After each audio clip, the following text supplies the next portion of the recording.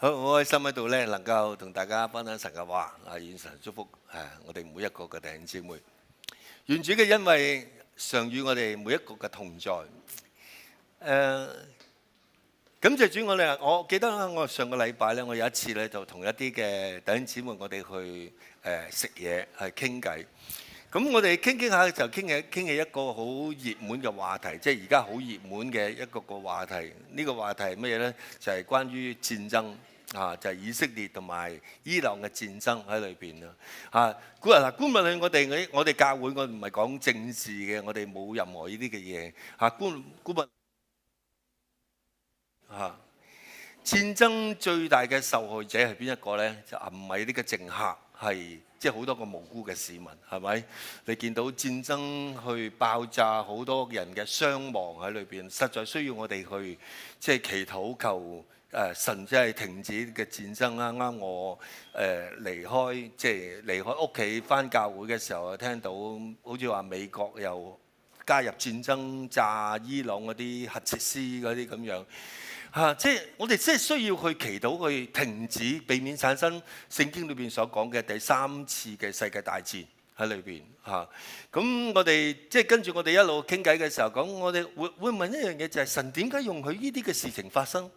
神點解唔超自然嘅停止呢個戰爭？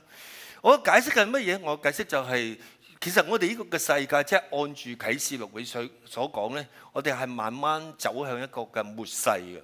即係如果你有留意我哋嘅新聞嘅話，你會發覺，即係無論係經濟上嘅一啲嘅動盪，呢個就係聖經啟示錄裏邊講嘅黑馬即係我哋會見到好多關稅戰啦整個經濟，即係世界經濟嗰種衰退，甚至而家打仗添啦即係美國又參與，我哋又唔知俄羅斯又會唔會參與，好多呢啲嘅嘢喺我哋嘅裏邊即係紅馬。即係紅馬喺啟示錄裏邊講咧，就係代表咗戰爭喺裏邊。你見到真係好多唔同嘅戰爭，俄烏戰爭打咗幾年啦，係咪？以色列哈馬斯即係死咗好多人喺裏邊新鮮熱辣嘅以色列狼咁呢啲嘅戰爭唔知幾時打完唔知係幾時打完。仲有一嘢灰馬大家。啟示錄裏邊所講嘅灰馬係代表緊死亡同埋啲嘅瘟疫喺裏邊，係咪？我哋前排嘅新冠病毒啦，係咪？甚至而家話有啲嘅抗藥性嘅呢啲嘅病菌出現，好多唔同嘅呢啲嘅病菌喺裏邊。你有冇發覺我哋嘅個世界係變緊？係咪？即係仲有啱啱我出嚟都係聽到話日本又話海嗰度有地震喺裏邊，有啲弟兄姊妹會擔心一樣嘢，就係咁呢個時候我哋應該點樣去做呢？我哋應該要點樣做？喺呢啲嘅末世裏邊，我哋應該點做？甚至有人會問我一樣嘢，就係咁我哋應該即係儲蓄邊啲嘅貨幣啊？美金得唔得啊？人民幣又得唔得啊？黃金得唔得啊？白金啊得唔得啊？呢啲嘅嘢嗱，咁我即係無可奉告，因為我唔係經濟學嘅呢啲嘅專家，我唔能夠教大家我哋點樣去投資啲咩虛擬貨幣啊嗰啲咁嘅嘢喺裏邊。但係我可以教大家點樣去投資你天上嘅呢啲嘅財富，就係學習聖經裏邊所講嘅乜嘢呢？就係愛神、愛人、委身同埋奉獻。同家嚟講，愛神、愛人、委身、奉獻。呢個係天國嘅貨幣嘅，呢個係天國貨幣。我哋去到天上嘅時候，我哋會得着更多呢啲，好似呢啲換禮物咁啊！即係你買咗啲咩嘢，你去換有啲積分，積咗即係儲咗啲咩積分，你就可以去換咩禮物啦而家我哋儲緊積分，我哋喺地上係儲緊積分。我哋地上天上嘅時候，我哋攞啲積分出嚟去換我哋嘅禮物。因為如果你有留意嘅話，你會見到，無論聖經或者整個好多呢啲嘅嘢，都俾我哋見到。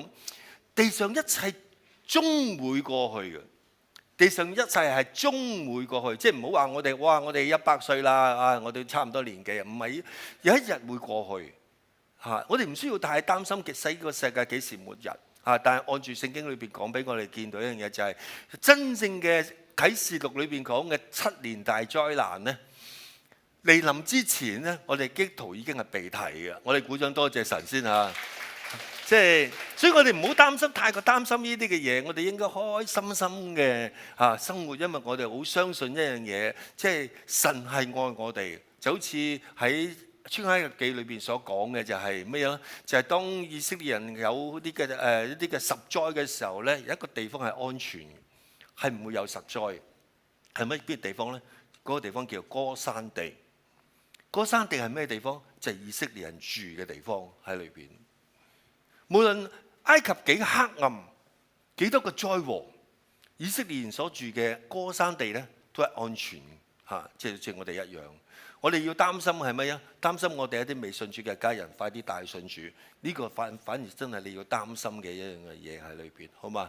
咁盼望我哋每一個弟兄姊妹，我哋帶咗個喜樂嘅心，我哋面對我哋將來，唔好成日帶咗個恐懼，依樣又驚，嗰樣又驚，幾時又殺到過嚟？呢啲你唔會開心。呢個係神唔想我哋咁樣。我哋係神嘅子民，神想我哋開開心心倚靠我哋天上嘅爸爸去嚟過活㗎。Amen。好，跟住我哋一齊宣讀我哋神俾我哋嘅宣言。我哋嘅宣言就係我哋嘅 background 嗰度所講嘅，如鷹展翅，生命蛻變，建立教會，合而為一，接載復興，拯救靈魂。好，大家預備好未？我哋帶住一個信心過嚟宣告，好冇？預備，一、二、三，我哋要如鷹展翅，生命蛻變。我哋鼓掌，多謝我哋嘅神啊！喺以賽亞書第40章第31節佢話：但那等候耶和華的必重新得力，他們必如鷹展翅上騰，他們奔跑卻不疲倦，行走也不疲乏。我哋睇下隻鷹，呢隻鷹可能就係你嚟㗎咯喎，係咪？即係我哋就好似隻鷹咁樣喺今年裏邊，我哋要展翅高飛，係咪？即係唔使指隔離嗰個啦，大家都係鷹嚟嘅，係冇錯啦。教會亦都一樣，好似鷹一樣會展翅，因為你哋飛嘅時候，教會就飛；你哋係鷹嘅話，教會就係鷹，因為我哋就係教會嚇，唔係我一個人係教會，係我哋每一個弟兄姊妹，你都係教會嘅一部分。OK， 第二個嘅就係合而為一，建立教會，見唔見大家扶住大家㗎？可能大家有好多嘅難處，我哋未必能夠真係解決到。就係你扶住我，我扶住你，你掹住我，掹住你。最後尾見到上高嗰個人舉起隻手指公，佢話咩啊？掂嘅，我哋係最正嘅，好嘛？好，我哋就係宣讀，預備，一、二、三，建立教會，合而為一。我哋約翰福音第17章第21節，使他們都合而為一。正如你父在我裏邊，我在你裏邊，使他們也在我們裏邊，叫世人可以信你差了我來。你所賜給我嘅榮耀，我已賜給他們，使他們合而為一，像我們合而為一。我哋鼓掌，多謝我哋嘅主。有人問我，如果教會冇如果世界冇教會點呢？咁啊，即係我答覆佢就係，如果世界冇教會咧，就好少有基督徒噶啦，係因為教會就係咩？就係基督徒聚集個地方。我哋好似呢度所講嘅，就係我哋係互相去建立。可能我哋信主嘅人可能同呢個世界唔同，係咪？可能我哋好多唔好，即係未信主嘅朋友啊，俾好多唔同嘅習慣啊，俾好多唔好嘅價值觀我哋啊，一路係咁似洗腦咁樣啊。即係如果你唔係基督徒嘅話，你睇我哋今時今日個局勢係咪？呢度打仗，呢度又話關稅戰，呢度話經濟又衰退，你會好唔開心喺裏邊。但係你翻到教會裏邊係咪？洗翻乾淨佢，弟兄姊妹互相去鼓勵嚇，我哋基督徒先能夠會成長。我未見嗰個基督徒信咗主之後唔翻教會可以成長，即係每一個基督徒都係，我哋翻咗教會，我係信咗主，信咗主唔係代表我哋完全，我哋係需要咩？我哋需要翻到教會聽神嘅話，有弟兄姊妹嘅鼓勵同埋支持，因為呢個世界係一定有困難喺裏邊嚇。如果冇教會，我哋互相去努力嘅話，我哋就會變得好孤單嘅。OK， 好，第三個就係好似呢個婆婆咁樣，雖然我哋唔係婆婆啊，我哋係靚仔靚女嚇，但係呢，我哋都好似呢個婆婆咁樣，我哋攞起神俾我哋嘅呢啲嘅恩賜，收割啲嘅靈魂，好冇？預備，一、二、三，我哋要接載復興，拯救靈魂。提摩太後書第4章第2節，佢話乜嘢啊？佢話務要傳道，無論得時不得時，總要專心。並用百般嘅忍耐，各樣嘅教訓、責備人、警戒人、勸勉人。我哋鼓掌，多謝我哋嘅主，多謝我哋嘅神，感謝主。讓我哋更多嘅時間去嚟拯救更多嘅靈魂喺裏邊。OK， 好，咁仍然啦，喺開始信息之前，亦都係長氣少少嘅。牧師請大家睇睇你嘅手機，如果未刪或者未夠靜音，請你校到靜音裏邊，因為我希望我哋每個弟兄姊妹帶住一個渴慕、認真嘅心態參加聚會，唔好聚會下嘅時候突然間 B 嘅時候，心都散埋喺裏邊，專心嘅，因為今日呢篇道對你嚟講係非常之重要嘅。同隔離講，今日呢篇道對你係非常之重要嘅。冇錯啦，同隔離嘅弟兄姊妹講句 Shalom，Hello， 感謝主，大家平安，願意主耶穌嘅恩惠充滿喺我哋嘅當中，賜俾我哋每個弟兄姊妹都係平安嘅，係咪？完全嘅。豐盛嘅，每一個都係過一個好豐盛、好開心嘅一個嘅生活喺裏邊。好，跟住我哋用經文，我哋代禱嘅時間仍然都係詩篇121篇，大家識唔識背啊？嚇，咁多次啦，係咪？你可以有機會可以背咗好簡單幾節嘅經文喺裏邊嚇。OK， 好，我哋諗下會為邊個祈禱 ？OK， 好，1、2、3開始。詩篇第121篇第1至第8節。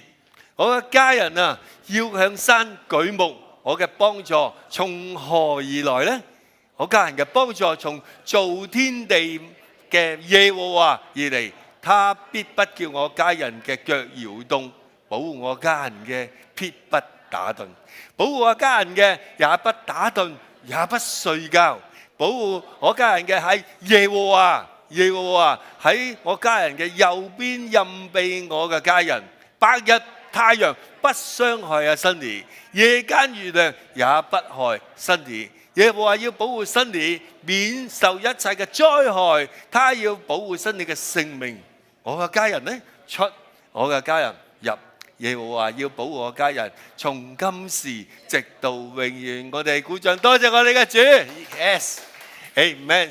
願意詩篇121篇啊，呢個嘅詩篇呢，成為我哋嘅力量同埋幫助。感謝主，我哋上個禮拜同大家分享咗順服帶來嘅神蹟，係咪？順服神會帶嚟神蹟。我哋分享咗啲咩嘢呢？我哋分享咗我哋咩叫順服，就唔係你淨係口講話，我順服神 OK， 係啊，我好順服神㗎，我好聽話㗎。唔係，神係睇我哋嘅內心，究竟你嘅內心係點？係咪真係順服神？神叫你做呢啲嘢，神你去祝福人，神叫你做呢啲嘢，你做啦。神叫你唔好搞啲古靈精怪嘢，我唔搞，係咪真係咁？另一方面，順服係咩？就係將自己嘅主權咧，雙手嘅交俾神喺裏邊，讓神為你安排一切，即係唔好你自己亂晒大龍喺裏邊。呢個為之順服。我哋上個禮拜都講，我哋上個禮拜亦都分享咗一個以順服聞名嘅一個嘅醫治佈道家。呢個醫治佈道家就係 Kathryn Kuhlman 庫爾曼牧師。有啲弟兄姊妹會問，我想知多啲啊！你咁少講得咁少嘅呢啲嘅嘢喺裏邊，大家你可以買一本書，呢本書叫《庫爾曼傳》，係非常之好嚇。咁我哋嘅書室咧都有得賣，但係已經賣完啦嚇。咁你可以喺出邊咧，去一啲嘅書室裏邊咧去嚟購買。冇錯啦，今日我哋會同大家分享啲咩嘅信息咧？我哋睇下一段嘅經文，《希伯來書》第11章第1節，我哋睇下一齊讀呢段嘅經文。預備1、2、3，希伯來書第11章第1節，信就是所望之事嘅實底，是未見之事嘅確據。古人在這信上得了美好嘅證據。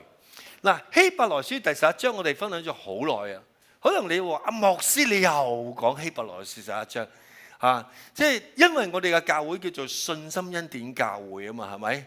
大家有冇人唔知道我哋教會叫咩名㗎？冇啊嘛，係咪？我哋嘅教會係叫做信心恩典教會裏邊。嗱，所以我哋比較中意分享信心，關於信心嘅一啲嘅教導，因為我哋覺得信心嘅教導喺今時今日呢個世界裏邊係非常之需要，尤其是喺我哋嘅香港，我哋好多恐懼，我哋乜嘢都驚我哋打工又驚失業，有細路仔又驚啲細路仔有問題，即係我哋結咗婚嘅又驚個老公有個老婆出邊乜嘢。乜嘢都驚。而恐懼嘅相反就係咩？就係信心喺裏邊，係咪？所以當然我哋唔係全部教晒信心啊！聖經嘅真理一定要平衡嘅。我哋要教信心，我哋要教憐憫，我哋教唔同嘅呢啲嘅教導係需要好平衡嘅，樣樣我哋都要教，唔係淨係教晒信心，好容易出現問題。有信心冇憐憫，好大問題喺裏邊，係咪？有信心冇付出，亦都係好大問題。我哋樣樣都要平衡，但係我哋會比較中意分享呢啲。我哋唔好極端嘅呢啲，因為好多聖經嘅其他啲教導係非常之重要，我哋都會分享。但係因為每一間教會有不同嘅呼召嘅，不同嘅呼召，所以我哋會發覺唔同嘅教會有唔同嘅教導嗰個比重喺裏邊嚇，個比重。而我哋教會比較中意分享信心嘅信息，就係因為咁嘅緣故。我哋個名叫信心恩典教會啊嘛，係咪？神俾我哋嘅呼召，俾我哋依間教會嘅呼召係釋放、係趕鬼。我哋會幫助更多一啲有疾病嘅人能夠離開疾病，有壓制嘅人得著自由。但係呢個極需要一樣嘢，就係信心喺裏邊。所以我喺呢方面嘅信心嘅教導，我會比較強少少喺裏邊。所以我哋用比較長少少嘅時間去同大家分享希伯來書11章呢班嘅信心偉人佢哋嘅信心故事。呢啲嘅信心嘅故事往往會激勵到我哋，讓我哋能夠效法到原來咁叫做信心喺裏邊。呢度亦記得一班希伯來書第11章係講到一班靠住信心生活嘅人。留意一個字，靠着信心生活嘅人，佢哋係一班咁嘅人。佢哋唔單止係靠住信心生活，並且靠住信心去得勝嘅。同家嚟講，靠住信心去得勝，唔係靠住信心去捱啊，係靠住信心去得勝。我嗰個強調位就係得勝。我哋基督徒應該係得勝嘅基督徒，唔係一個失敗嘅基督徒，唔係捱住，唔係哎呀係啦冇辦法啦，捱住先啦，唔係。原來你會見到呢班信心嘅偉人，去靠住信心去勝過當時嘅世代嗰種嘅邪惡，並且去造福到當時嘅呢啲嘅每一個世代啊！但係我哋發覺呢啲嘅信心偉人，佢哋嘅信心有一個好得意嘅共通點嚇，好重要嘅共通點。佢嘅共通點係乜嘢咧？就係佢哋即係靠住呢個共通點，可以成為一個得勝嘅一個嘅信神嘅人。呢個共通點係乜嘢咧？我再睇翻希伯來書第11章第一節。第一節佢話乜？信就是所望之事嘅實底，是未見之事嘅確據嘅。呢一段經文咧，我鼓勵弟兄姊妹咧背咗佢一節啫嘛，係咪？但當你慢慢去思想，慢慢去品嚐呢一節嘅經文，佢啲味道出嚟。呢啲嘅你慢慢去諗下，慢慢去思想，就會思想更多呢啲嘅嘢。我哋曾經分享過信呢個字，即係信心啦嚇嘅意思嘅。呢個字嘅原文係 pistis。pistis 呢個字嘅意思係咩咧？嚇，即係俾人或者俾一件嘅事情去説服咗。呢個就為之 pistis。即係信心咁嘅意思，即係你講呢啲嘢，我好啦，我信啊，因為好有理由啊，所以我信啊，因為你嘅身份話俾我聽，我信。但係原來呢個字咧，又係由另外一個字衍生出嚟嘅喎，由另外一個字衍生出嚟。呢個字就係咩啊？就係 Peter 啦。Peter 呢個字嘅意思係乜嘢咧？就係被說服之外，仲有另一個嘅意思。呢個意思係乜啊？大家觀估啲嘅意思係乜嘢？即係除咗呢個字，除咗有說服嘅意思之外，仲有一個嘅意思喺裏邊。呢個意思係乜嘢咧？就係順服啦。同家嚟講，順服。嗱，呢度好得意，俾我哋見到一樣嘢。原來真正嘅信心係有一個嘅元素喺裏邊。真正嘅信心一個好重要嘅元素喺裏邊。呢個就係順服。即係換句話講，你話你有信心，但係問題就係你唔順服神嘅話，呢個係咪叫真正嘅信心？好似雅各書裏邊所講，佢話乜嘢啊？佢話有信心嘅就應該有行為，但呢個行為係咩？就係順服咯。我哋睇翻呢段嘅經文，呢段經文好得意。虛浮嘅人啊，你願意知道沒有行為嘅信心是死啦？我哋唔係做虛浮嘅人，係咪？我們嘅祖先亞伯拉罕把他嘅兒子以撒獻在壇上，豈不是因為行為稱義嗎？可見信心是與他的行為並行，而信心係因着佢嘅行為得着成全。你見到紅色呢個位置，即係呢一節嘅經文係非常之重要。大家有冇留意紅色呢個嘅第22節？信心是與他嘅行為並行，並且信心因為他嘅行為得着成全。呢段經文佢講乜嘢？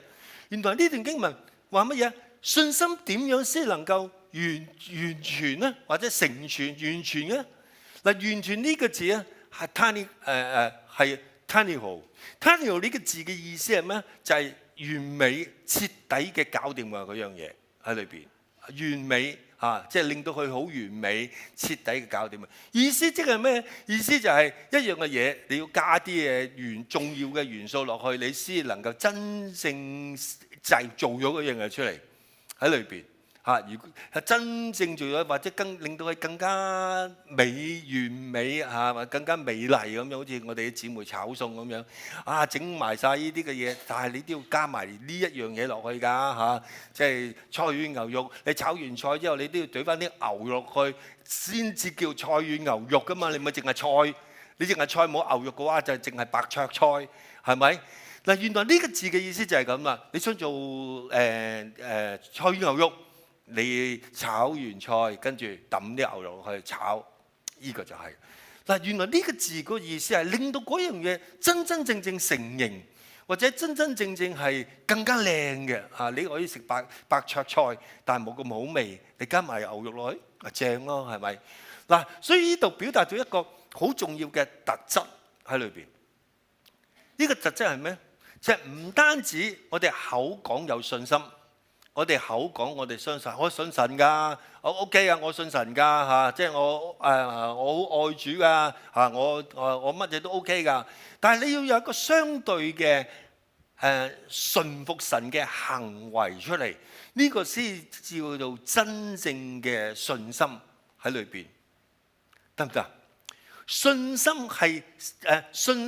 係因為咩啊？即係一個真正嘅信心係完全咗，先至能夠有果效，能夠有能力或者有神蹟奇事。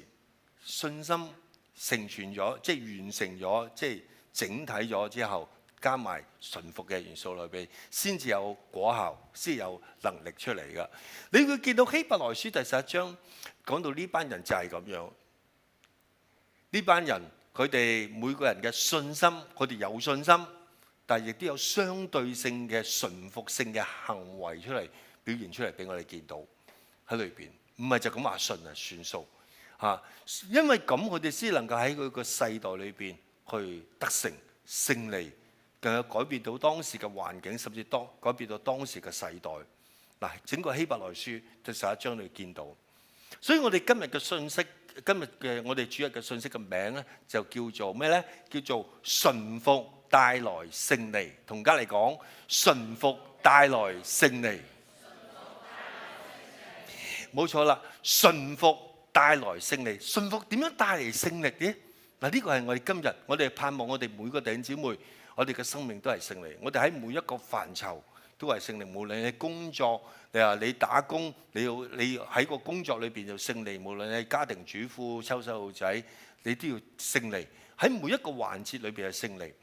信心係加上順服先能夠完全。頭先有講過，完全呢個嘅意思係乜嘢？就係勝利啦，喺裏邊啦。就好似希伯來書第11章裏邊所講一啲嘅人物，我抽幾個人物出嚟睇。挪亞係咪？佢唔單止真係相信神，並且真係有個相信神嘅順服神嘅相對行為出嚟啊！係乜嘢啊？大家知唔知啊？冇錯啦。就係做方舟即係佢相信神，即係佢相信神嘅喺裏邊，我哋都分享過啦，係咪？120年去做方舟，人哋笑佢，佢因為相信神，神叫我咁樣做，我咁樣做，搞錯啊！你做呢個咁古靈精怪嘢出嚟做乜啊？最後係乜嘢啊？最後喺整個嘅世代，神毀滅嗰個嘅世代，淨係得佢8個人係得救，跟住建立一個新嘅人類嘅系統。我哋都係羅亞即係嘅後裔出嚟。如果你咁樣講。亞伯拉罕唔單止相信神，並且有相信神嘅行為出嚟。呢個行為咩啊？獻以撒，係咪？神試探佢，即係唔係真係想你殺咗個仔，想叫你殺個仔，我唔好驚。好啦咁樣嚇，佢有相對性嘅行為，最後乜嘢？最後成為咗多國之父，得勝喺嗰個世代裏邊，佢得勝喺裏邊。摩西唔單止相信神，並且有順服神嘅行為出嚟嘅喎，係乜嘢啊？係乜嘢啊？係離開埃及啊！本來係埃及王子嚟㗎，離開埃及，並且能夠即係翻轉頭帶領用10災帶領以色列人出埃及。佢哋每一個都有行為出嚟嘅。約書亞有冇啊？有。神同佢講：你圍住個耶利哥。即係由7日係咁兜圈啦，搞錯，仲要唔好出聲喎，搞錯啊，唔合理喎，圍住個城係都嗌下啦，係咪？嗌都唔好嗌，係默默無聲係咁行，啲人黐線嘅真係。但係最嬲尾點啊？一聲嘅呼喊，成個耶利哥都毀滅咗。每一個信心嘅偉人，佢唔單止係講信心，唔單止話自己有信心，都有相對嘅行為，一個順服嘅行為出嚟，所以佢哋改變咗佢哋當時嘅世代。嗱，今日我想同大家去分享另一個現代嘅信心偉人。希伯來書11章就係我哋嘅聖經裏邊講過古代嘅信心偉人。今日我想同大家分享一個現代嘅信心偉人。呢個信心偉人係邊一個呢？我哋睇下佢點樣藉着信心同埋順服改變到佢嗰個嘅世代喺裏邊。可能正如我哋上個禮拜所講，哇！神啊，牧師，我唔好咁偉大改變個世代。你想唔想改變你嘅家庭？想唔想改變你嘅事業？想唔想改變你一啲嘅人事問題、家庭嘅問題喺裏邊咧？嗱，你學下人哋點樣去嚟順服喺裏邊。嗱，呢個一個信心偉人係邊個咧？俾大家猜下、估下，睇你估唔估到嚇？即係估唔估到有呢個係邊一個嚇？估到有禮物㗎嚇。好嗱，呢一對嘅信心偉人咧係一對夫婦組合嘅，佢嘅名咧。有個花名，呢個花名叫 Happy Hunter。你知道咗啦，係咪？佢哋係兩夫婦嚟嘅，佢哋嘅樣咧好搞笑，唔單止個樣係搞笑，佢嘅服侍咧，即係佢哋嘅服侍成日都帶住笑容，哇！即係4萬咁嘅口，一陣間你會睇到，你睇下係咪4萬個口喺裏邊？係咪4萬個口啊？即係個樣好搞笑，好似隻肥嘟嘟咁樣嘅。嗱，呢個又係呢個係第三個喺裏邊。佢嘅服侍都係見牙唔見眼喺裏邊。佢哋一生都好開心。佢係邊個咧？佢個名就叫做 Charles and Frances Hunter。查理與弗蘭斯漢達，即係如果譯翻出嚟就係咁樣嚇。嗱，佢哋有一個嘅名言嘅喎。呢個名言係乜嘢咧？就係如果我們能做到，你當然也能做到。我哋一齊大聲嘅讀好唔好啊？預備，1、2、3。如果我們能做得到，你當然也能做得到。OK， 同隔離嘅人就對住佢講：如果我們能做得到，你當然也能做得到。我哋鼓掌，多謝神啊！冇錯，如果佢哋做得到，我哋一樣做得到。同隔離講啦，好嘛？如果佢哋做得到，我哋一樣做得到。感謝主。嗱，呢個係你嘅格言嚟㗎，嚇，好得意嘅呢對嘅夫婦咧，真係好搞笑喺裏邊。佢哋咧就佢嘅太太 Frances 咧嚇，就係接近中年嘅時候，Frances 喺度笑啊。今日係話你啊，佢49歲先至正式進入你嘅命定。我唔問你幾多歲啦，Frances 啊，即係應該冇咁大啦，係咪嚇？即係佢哋49歲，即係接近即係中年嘅尾，佢先至進入佢哋嘅服侍啊。咁我哋首先想分享下 Frances 佢嘅古仔啊。佢古仔係點？原來佢一出世嘅時候，因為早產嘅緣故啊，只係得900個 gram 嘅啫。900個 gram 究竟有幾多咧？嗱，我睇過喎，望過啊，一個奶粉細路仔嘅奶粉係800至到850 gram，即係意思乜嘢啊？一生出嚟嘅細路仔好似個奶粉咁大。嗱，當然係因為早產嘅緣故。所以咧，即係當佢一生出嚟嘅時候咧，護士一睇嘅時候，哇！真係咁細嚿、咁輕啊，飄下飄下咁樣嚇，即係喐都唔喐咁樣，梗係唔掂啦。咁啊諗住，唉，都係玩完你呢一個嚇。咁啊極力即係盡力去搶救個媽媽啦，係嘛？個 BB 都唔得啦，咁跟住擺落個鞋盒裏邊。咁諗住就即係做完手術啊，搞完晒一啲嘢啊，跟住就將佢埋葬啦，即係先再唔好搞呢啲嘢字啦。點解自己喺度搶救緊佢阿媽嘅時候，突然間聽到有人喊喎，喊好微弱嘅喊聲喺裏邊。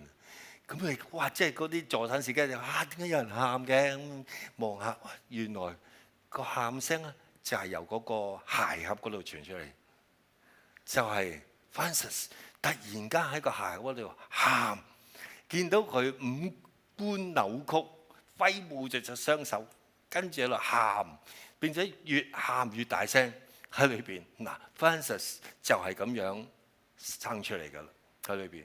嗱，所以弟兄姊妹，我成日都話，即係唔好睇小你自己啊！我自己都係啊，即係如果我而家望翻我從前嘅話，我見到有好多恩典嘅。我未信主嘅時候，我唔會留意。但係信咗主之後，望翻轉頭嘅時候，好多恩典，好多呢啲嘅嘢。我記得有一次我嗰時後生10零歲，好中意打波，好中意玩。有一次突然砰一聲，即係一路走一路玩咁，一嘢砰撞落條柱嗰度，跟住即係斷晒機，跟住好似瞓咗喺地下，跟住冇幾耐又起身，跟住又玩。咁樣，我而家成日都記得，啲咁神奇嘅，我好似暈咗，係咪？但係跟住起翻身，跟住又喺度玩。好多可能好多弟兄姊妹，好多你重新去諗下你自己過去嘅經歷，你會諗到神嘅恩典。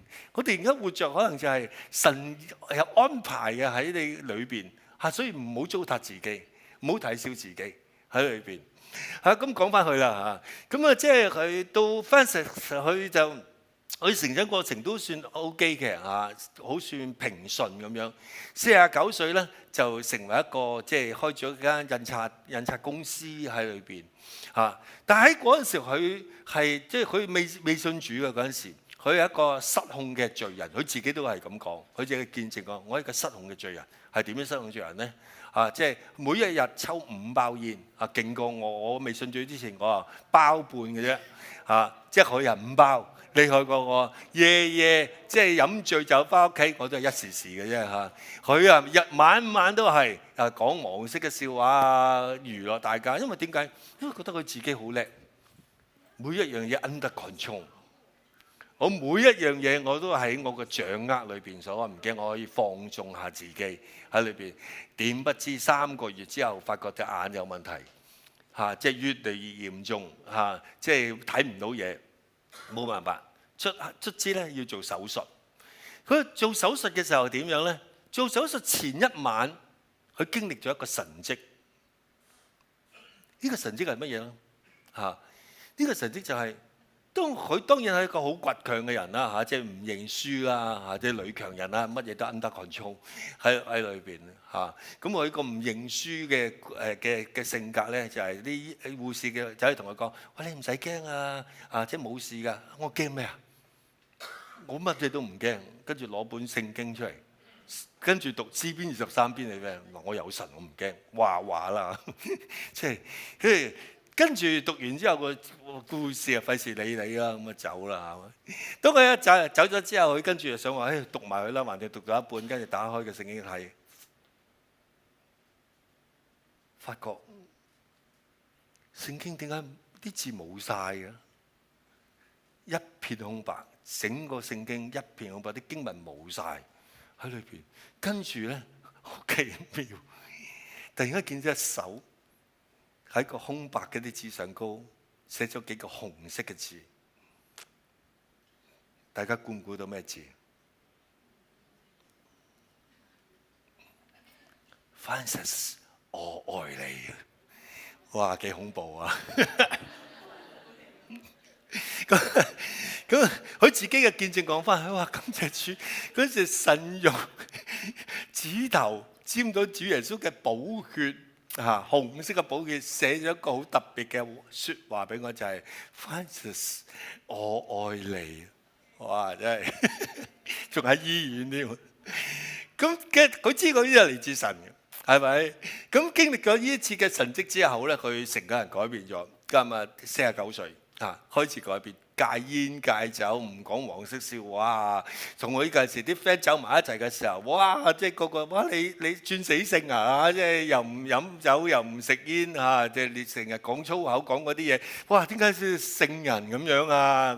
咁樣開始去改變喺裏邊，並且開始啊唔單止唔講粗口啊，唔食煙唔飲酒喎，即係唔諗啲衰嘢啊，並且好熱切嘅傳福音。不斷同人講，佢話乜嘢？佢話耶穌咧真係勁，耶穌係從古至今最令人興奮嘅人啊 ！Amen 啊，聽唔到嘅 Amen，Amen，耶穌係從古至今令人最興奮嘅人嚟嘅。佢話冇乜嘢比人帶人信主係更加興奮、更加激動喺裏邊。所以變咗，哇！即係完全嘅改變，人哋講咗佢轉死性喺裏邊啊！即係哇咁，即係一轉得咁犀利，唔係慢慢轉嘅喎，係突然間轉嘅喎。即係可能琴日你見到佢係咁，等出咗院之後，成個人都唔同晒喎。咁樣喎，好搞笑嘅佢裏邊。佢呢個就係Charles就係 Francis 佢嗰個嘅嗰個經歷。阿 Charles 咧，即係佢即係未來老公咧，係乜嘢咧？佢又好啲喎，佢咧就唔同啊！嗰個咧就話認識下神，但係就其實都完全唔 OK 嘅咁啊。Charles 咧即係查理咧，係由細到大咧好乖嘅好愛主，喺教會裏邊服侍啊，最後尾開咗間會計師樓添。都幾好啊，都唔錯喺裏邊啊！但係有一次咧，就偶然咧，就有一個機會啊，就係當我聽到有個人叫 Francis 啊，佢將要嚟我哋嗰個城市裏邊去分享啊，咁佢嘅呢個 Francis 幾好喎，跟住佢打電話俾 Francis， 話 Francis 啊，我個名叫 Charles 啊，我知道你嚟我哋個城市嗰度去分享你可以嚟我屋企住噶我屋企 OK 噶。咁樣啊！哇！嗰陣時真係搞錯啊！咁大嘅色狼叫我喺你屋企住，你有咩企圖啊？咁樣，但係當時嘅 Charles 係 OK 噶，即係唔係真係咩？佢諗住話我俾你住，我去第度住啊！即係咁樣啊！但係嗰陣時係當佢係色狼。咁啊！但係見咗面之後咧，就犀利啦！即係你電我電你感覺到聖靈嘅電流喺裏邊係互相嘅流動，即係咁大家即係有電喺裏邊啊！跟住大家知係點啦？跟住拍拖啦，係咪？最後尾結婚，佢結婚都好傳奇嘅，佢個婚禮係好傳奇。點樣傳奇啊？咁拍到一個階段咧，都諗住即係都啱 OK 啊咁。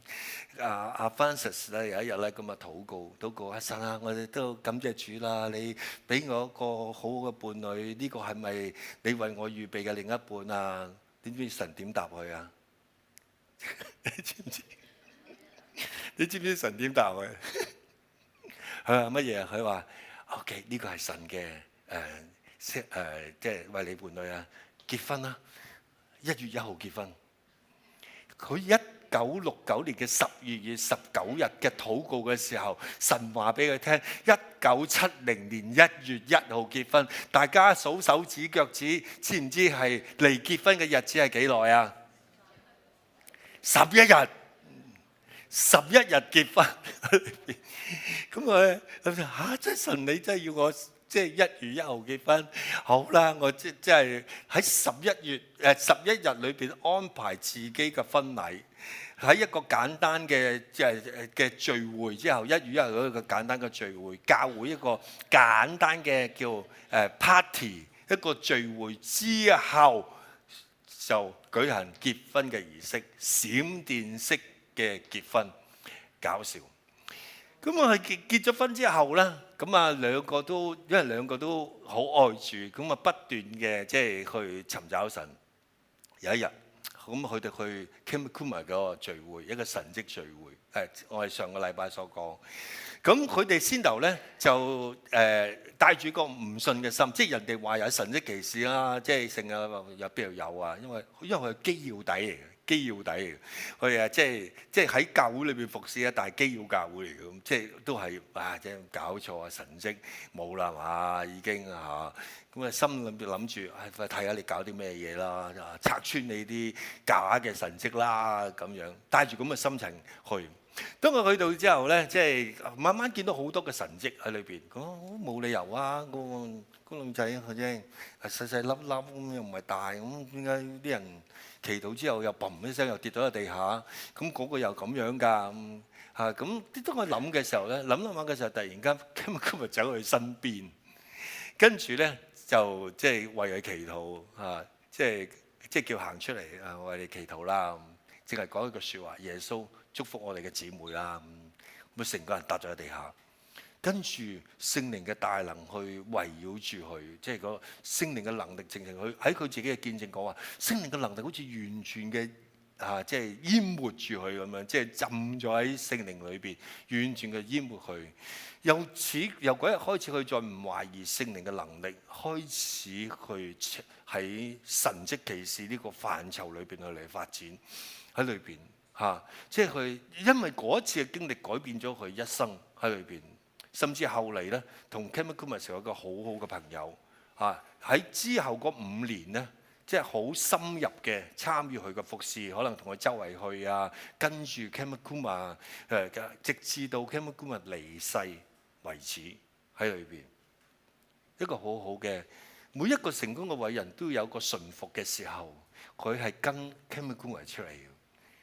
我記得有啲弟兄姊妹所講嘅就係，即係我做得咁好，我能夠做啲乜嘢？我同佢講就係，即係我咁辛苦去服侍神，有咩好？但係我同佢講話，你嘅服侍唔單止天上有獎賞，你嘅工作會遺留俾下一代。一粒麥子不掉在地裏死，就唔能夠生出更多嘅粒子。如果呢個粒子愛惜自己，你只係得一粒嘅啫。但係當你自己喺神裏邊死，你就會誕生唔同嘅子粒出嚟。Kemakuma 就係所誕生嘅就係 Charles and Frances Hunter 呢對夫婦出嚟。跟住1980年咧，Frances 喺個異象裏邊見到一條嘅黃色嘅液體嘅帶子，即係黃色嘅液體好似一條帶咁樣佈滿整個世界。上高嘅帶子上高咧，有唔同嘅國籍、唔同嘅人咧，係能夠喺上高行。呢個時候佢知道神要佢做一樣嘢，就係咩咧？開始佢自己嘅服侍，佢自己嘅服侍去訓練好多唔同嘅呢啲嘅人即係訓練呢啲嘅醫治團隊你一個叻唔係最好，全部人啲叻先至最好。嗱，呢個我成日都係咁樣講，我哋教會一個識醫治唔叻唔好，每一個都識醫治，每一個都有信心，每一個都識為人祈禱，呢個先至叻喺裏邊。佢就帶住咁嘅心態 ，Charles and Festus 即係得到呢個異象嘅時候，唔得啦，我哋要訓練人啊，去世界各地去訓練唔同嘅醫治嘅團隊嚇，即係佢，所以佢訓練咗呢啲嘅醫治團隊之後，跟住開好多嘅醫治嘅特會啊嘅，喺呢啲嘅醫治特會好多嘅神蹟奇事喺佢有記錄裏邊咧，亦曾經有一個嘅醫治聚會有百幾人喺輪椅裏邊。喺座位裏邊起身，或者抌咗個拐杖行走，100幾人喺裏邊一個聚會嚇喺裏邊，所以佢嘅聚會有個好大嘅特色。佢特色係咩？佢唔單止係自己祈禱，佢最主要佢着重就係佢訓練咗出嚟嘅人咧，叫佢哋去為人去祈禱。但係真係有果效，即係唔係淨係佢有嗰個能力，係訓練出嚟嗰啲人都有果效，因為神係公平，神係信實。記唔記得我哋前排嘅醫治培訓班啊？其中一個環節就叫全身醫治，就係教大家點樣頸骨啊、即係盤骨啊、長短手啊、長短腳嗰一 part 咧，就係佢哋發明出嚟嘅，就係 Charles and Francis Hunter 佢哋發明出嚟嘅嚇。即係 OK， 咁到咗2004年啦，即係時間過得好快。去到2004年嘅10月2號咧。就係佢哋第172場嘅醫治大爆發嘅特會喺裏邊，即係172場喎喺裏邊。咁當時嘅 Francis 已經係88歲，Charles 咧都84歲喺裏邊。佢哋鼓勵喺嗰一個聚會裏邊，鼓勵啲人去領受聖靈嘅洗。喺嗰個聚會裏邊，幾千人被聖靈充滿。神嘅靈充滿整個會場。2年之後 ，Francis 係90歲啊！但係神感動咗佢一樣嘅嘢。嗱，90歲啊，唔係9歲啊，唔係19歲，係90歲。神帶領緊佢，即係感動佢做一樣嘅嘢。大家估唔估到係乜嘢？估唔估到啊？神喺2006年嘅10月28日咧，叫佢宣佈宣佈2006年10月28日定名為全國醫治日。全國醫治日嘅意思就係咩呢？就係去走去好唔同嘅教會，嬲佢哋。嗱，我哋10月28日啦，大家一齊開放你嘅教會，等啲有病嘅人嚟，可以為你祈禱啦，好唔好啊？哇！但係當我一路咁樣去做，一路宣傳嘅時候，好多教會回應。整個嘅休斯敦市嗰啲人都一個好劇烈嘅一個回應喺裏邊喎，甚至佢當時呢個行動嗱係90歲，係90歲嚇，所以即係90歲嘅弟兄姊妹啊，你都有即係好大發展嘅空間嚇，即係感謝主，我仲有唔好講我啦嚇，即係我啱啱禮拜六去咗一個聚會。個聚會即係神印證，即係嗰個牧師講啊，釋放一個叫做加勒嘅靈喺裏邊啊，即係80歲先至去做嘢，85歲都話要打仗嘅嚇，即係為我祈禱啦嚇。喺當時嚟講啊，影響整個嘅休斯敦市喺裏邊啊嚇，即係甚至休斯敦市嘅市長咧宣佈嗰一日咧叫做 Charles and Francis Hunter 嘅日子喺裏邊，到嗰一日嚟到嘅時候，真係整個嘅休斯敦市咧，即係充滿着神嘅榮耀，好多人得醫治，即係整個休斯敦市好多教會開放，大家已經賣晒告白話嗱，嗰一日你有病嘅人，休斯敦市有病嘅人，你翻去附近嘅教會啦，開嘅教會，佢有人會為你祈禱啦。哇！啲人真係湧入教會，跟住即係得着醫治喺裏邊。並且搞掂完之後，跟住佢急不及待就宣告：我哋仲有下一次就係2007年嘅9月22號，即係唔夠1年嘅時間。我話再嚟一單，但係今次搞大啲佢。大家知唔知點樣搞大啲啊？真係呢對夫婦真係好厲害。佢話乜嘢啊？唔係國家，係唔係城市，係全世界，即係全世界叫做世界醫治日啊！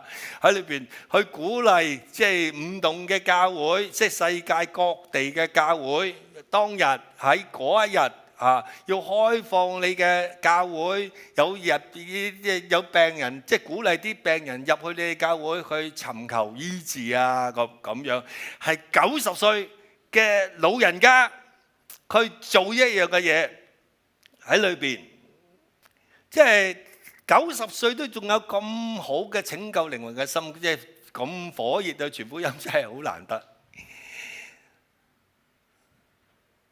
最近一件唔係咁開心嘅事嚇，咩事呢？就係即係我識得一位嘅牧師，呢個牧師叫劉振平牧師，佢88歲，88歲。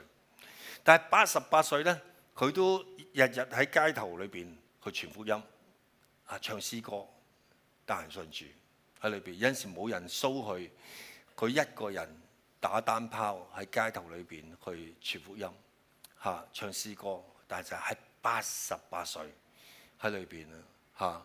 即係每次我見到佢嘅時候，佢話：林牧師，快啲叫你教會啲弟兄姊妹啦，即係嚟傳福音啊！日日傳福音同我幫佢計條數嚇，即係一日即係依家教會派幾多人出嚟傳福音，好快香港就信晒主㗎啦啲人咁樣。即係話快啲叫啲弟兄姊妹出嚟傳福音，唔可以喺屋企坐喺度做乜嘢啊！快啲叫佢出嚟傳福音。我話好，感謝主啊，感謝主啦。咁喺上2個禮拜。神接咗佢走，佢入院之前仲喺街上高去報道，喺裏邊一個88歲高齡，有陣時候見到佢腰骨都攣住，仲喺街頭裏邊傳福音。Francis 就係咁樣，佢成日都講，佢話乜嘢？佢話基督徒嘅生命嚇。即係令到全世界，即係全世界都令到即係人開心。即係一個興奮嘅生命有2個條件，你做呢2樣嘢，你嘅人生就唔會孤單，就會好刺激㗎啦。呢2樣嘢係乜嘢？第一就係做神要你做嘅，同家嚟講，做神要你做嘅。第2個係乜嘢？就係唔好做神唔要你做嘅。佢話你做咗呢樣嘢，你嘅人生就會開心。第一就係做神要你做嘅，第二不要做神不要你做嘅喺裏邊，咁你係最開心。佢仲話一個快樂生命嘅秘訣好簡單嘅，係乜嘢？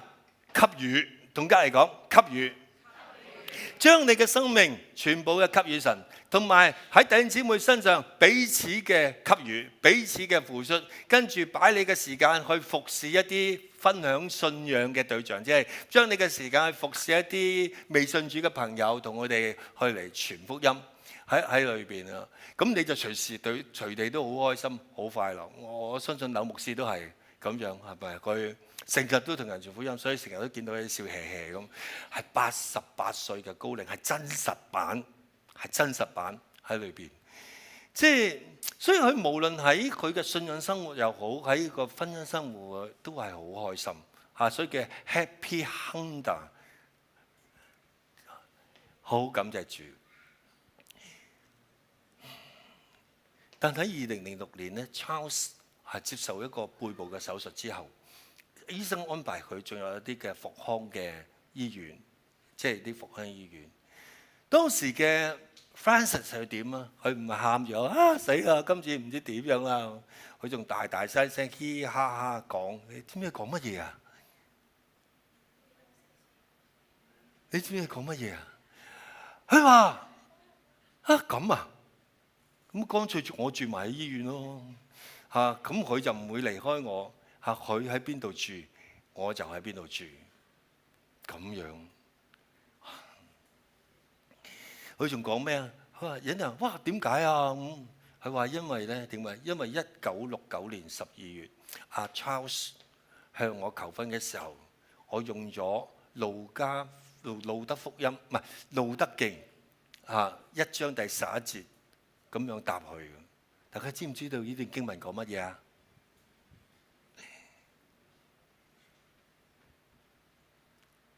你往哪裏去，我也往哪裏去；你在哪裏住宿，我也在哪裏住宿。你的國就是我的國，你的神就是我的神。我哋一齊讀好冇啊？預備，1、2、3。你往哪裏去，我也往哪裏去；你在哪裏住宿，我也在哪裏住宿。你的國就是我的國，你的神就是我的神。一個幾親恩愛嘅夫婦。跟住之後佢就走咗去呢間醫院裏邊，同阿 Charles 一齊住喺裏邊。2009年7月嘅14日星期二早上，Francis 俾神接走咗。接咗之後，啲人呢見到佢喺書台前邊係策劃着，即係寫咗好多嘢，策劃緊2009年嘅9月嘅世界醫治大會。90歲嘅高齡喺裏邊，神接走咗佢。而2010年嘅6月22號，就係 Francis 翻主身邊之後嘅11個月，阿 Charles 都喺夢中安然嘅離世喺裏邊。兩人接近40年嘅形影不離嘅婚姻服侍，卒之都畫上一個完美嘅句號。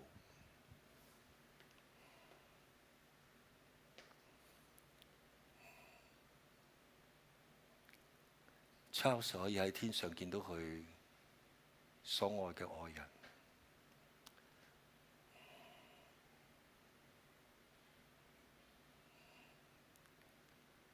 一個好完美嘅句號，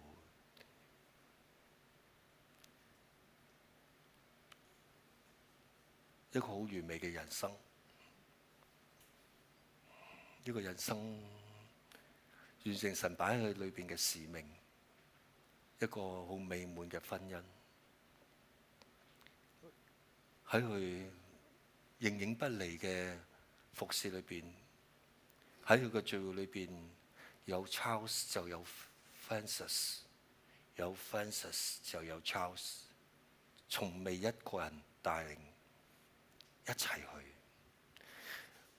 人生復何求一個咁好嘅伴侶，神為佢預備一個咁有效嘅服侍。佢哋完成神擺喺佢裏邊嘅使命，安然嘅兩個好舒服嘅離開呢個世上。但係喺佢哋嘅服侍影響整個嘅世代，影響整個嘅世代喺裏邊，順服帶來勝利。盼望我哋每一個嘅弟兄姊妹都有一個勝利嘅人生，好似 Charles and Francis 兄弟一樣，同你嘅伴侶走到最後個階段，同你嘅伴侶一齊去服侍我哋嘅主，服侍我哋嘅神。但係因着一樣好主要嘅因素係乜啊？就係順服神。最後我哋一同嘅低頭。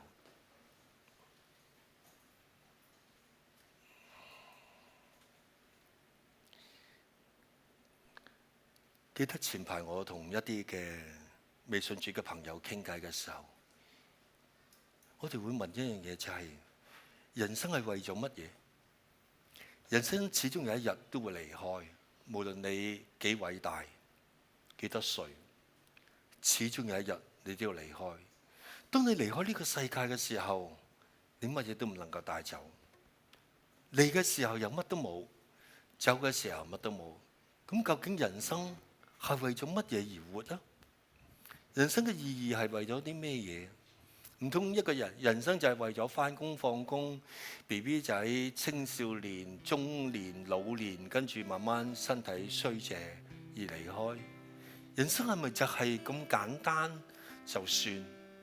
人生有冇一啲嘢更有意義，令到我哋就算離開咗嘅時候，都無愧自己，無愧自己，對自己無愧一生喺裏邊。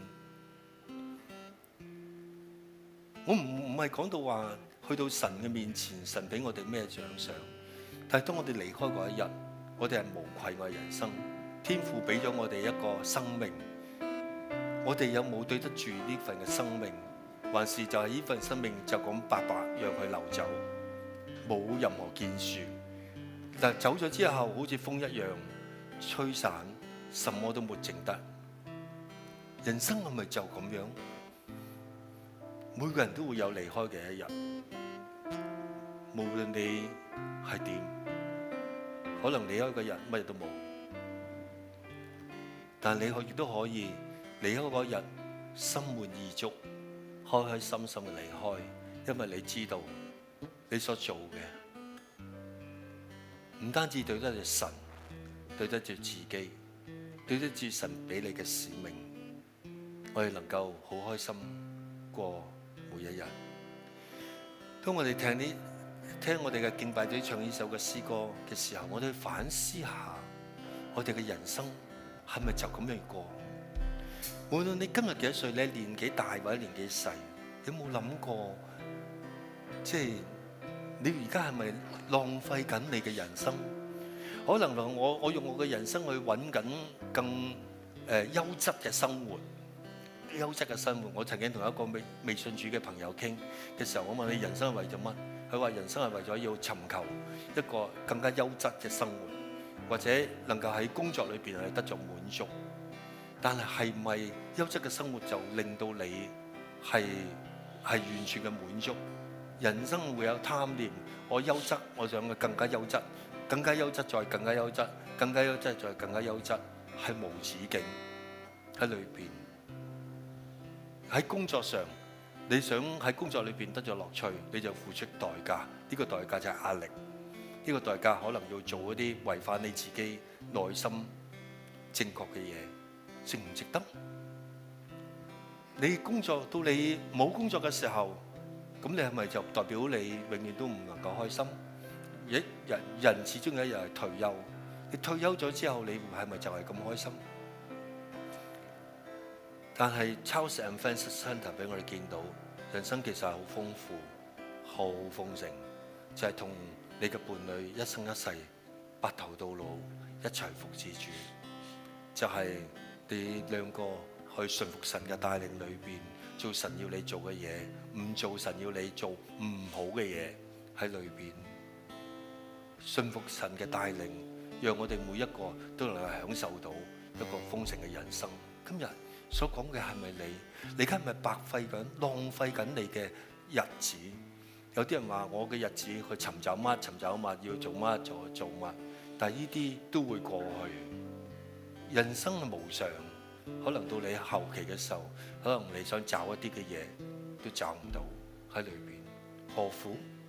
相反嚟講，順服神嘅帶領，讓神帶領。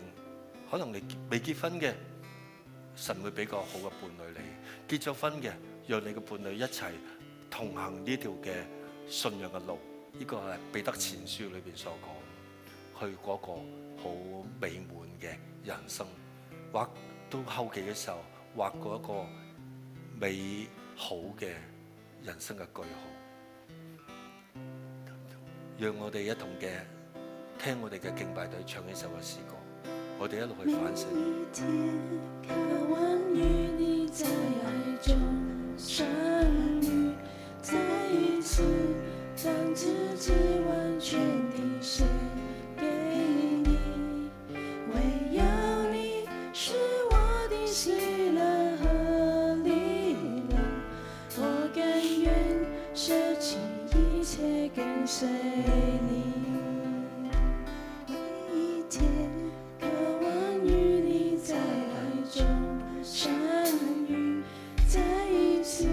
山伏在你的能榮耀裡，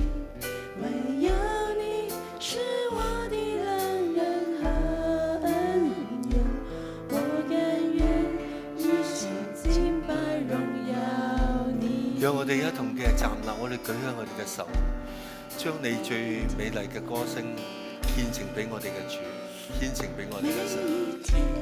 渴望與你在愛中相遇，再一次將自己完全地獻給你，唯有你是我的喜樂和力量，我甘願捨棄一切跟隨你。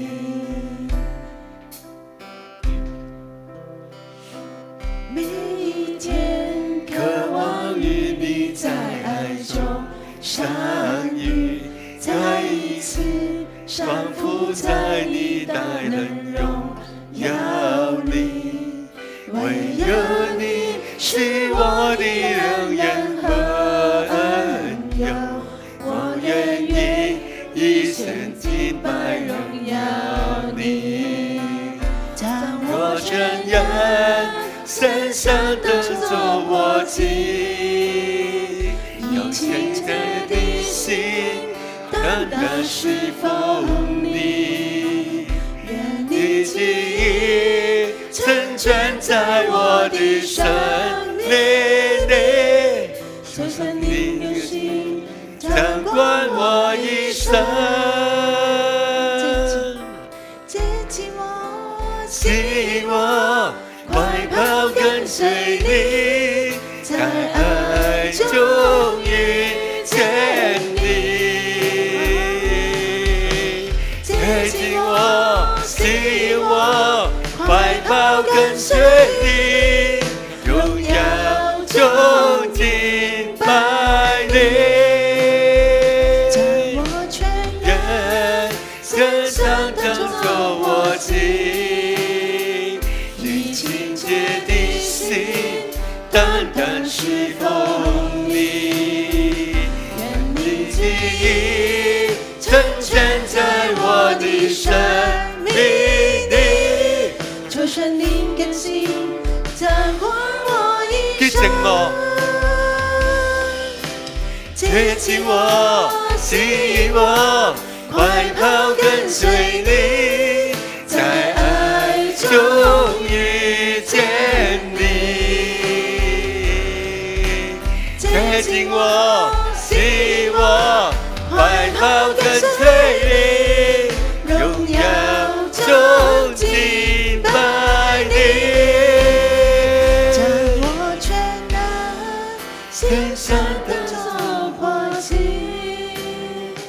以清潔的心單單侍奉你，願你旨意成全在我的生命裡，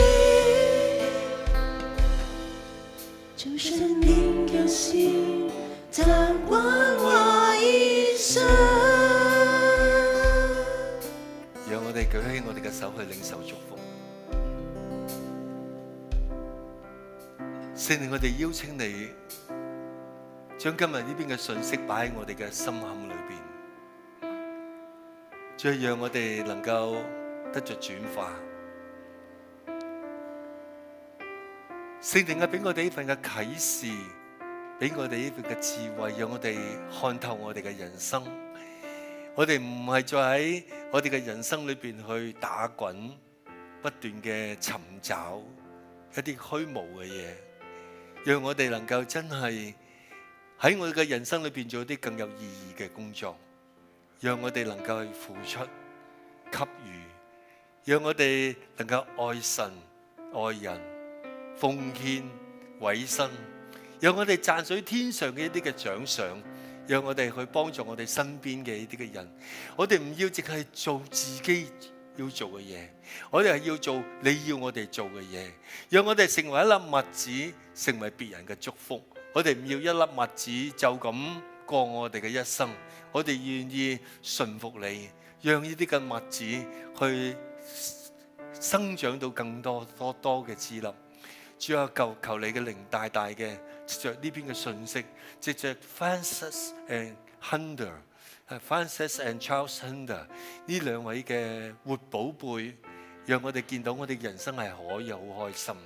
我哋人生係可以好興奮，讓我哋嘅笑容成為我哋嘅笑容，讓我哋當我哋遇到困難嘅時候，就好似當 Charles 喺醫院遇到咁大嘅困難嘅時候，Francis 仍然好開心嘅講：你嘅神就係我嘅神，你住嘅地方就係我住嘅地方。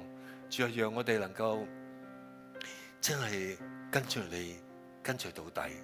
主，我係感謝讚美你，我係多謝主，垂聽我哋禱告，願意主耶穌基督嘅恩惠、天父上帝嘅慈愛、聖靈嘅感動，常與你們同在，保守你們出，保守你們入，喺神嘅祝福帶領裏邊。